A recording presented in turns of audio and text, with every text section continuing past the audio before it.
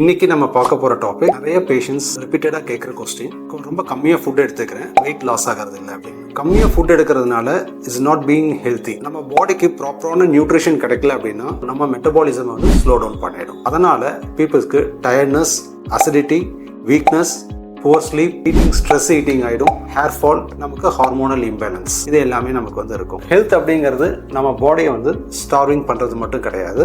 It is about proper digestion, balance, good sleep, நமக்கான ப்ராப்பரான nutritions, இதெல்லாம் எடுத்துக்கிறதுனால நம்ம பாடிக்கு என்ன வேணும் அப்படிங்கிற ஒரு அண்டர்ஸ்டாண்டிங் கூட தான். ஸ்கிப் பண்ணுறதுனால மட்டும் நம்ம பாடிக்கு வந்து வெயிட் லாஸ் ஆகாது. சில பேர் வந்து பார்த்தீங்க அப்படின்னா மீல்ஸை ஸ்கிப் பண்ணிடுவாங்க, ஓவர் ஈட் பண்ணுவாங்க டியூ டு கிரேவிங்ஸ் அண்ட் எக்ஸாஷன்னால. ஸோ இதனால என்ன ஆகும்னா எஃபெக்ட் த வெயிட், மெட்டபாலிசம் வந்து எஃபெக்ட் பண்ணும். இது கம்மியாக சாப்பிடணும் அப்படிங்கிறது கிடையாது. நமக்கு தேவையான ப்ராப்பர் நியூட்ரிஷன், நம்ம உடம்புக்கு என்ன தேவையோ அதை நம்ம எடுத்துக்கணும். அதுதான் goal. So be safe and be healthy.